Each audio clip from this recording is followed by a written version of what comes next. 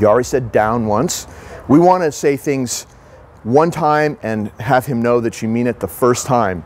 Way less work for you once you get used to not talking, and much more effective way of training him where he just does everything the first time you say it because he knows you mean it. So I already said down 5 minutes ago.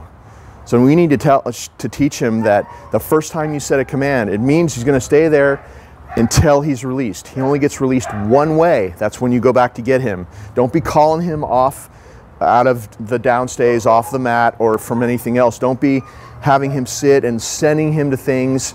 If you get into advanced training techniques, that would come later. But right now you have a puppy that's super overstimulated, very easily overstimulated. You will build anticipation in him if you put food down and send him to it, because he's going to be right on pins and needles, like just waiting, just lusting after the food for you to let him go there. And that's not a solid sit stay. The sit stay and down stay needs to be rock solid. He needs to know there's only one way I ever leave here. I don't care what happens. I don't care if he puts food down in front of me. I know that I only leave when he releases me a certain way. So I've been talking a lot. I'm going to give him another reward. Good.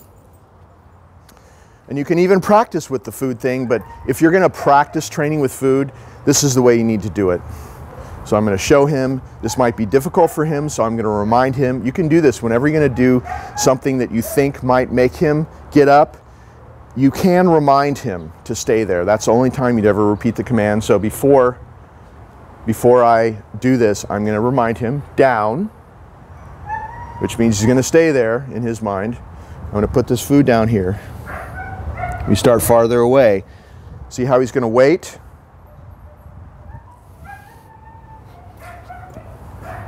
Good. It's a huge message to the dog that everything good comes to him as long as he waits for it to come through you. Each time we do that, we get a little bit closer. But you need to start farther away, because if you do it too close and he makes a mistake, last thing you want is him being able to get it. So you start farther away to see at what point he has a problem. So I know I can do it a little bit closer now. Down.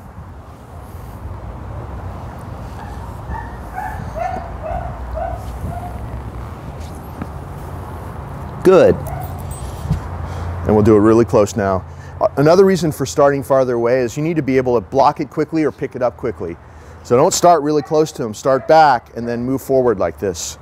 So we'll put it really close now that he's got this game with me. And of course he would always do this with me because that's our relationship. He knows how all this goes with me. But if you do my moves, he'll start perceiving you as the way he perceives me. Down.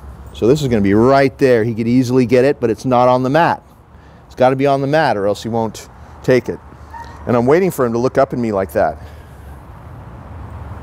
Good. Huge message to him. Just wait. Just wait until I allow something.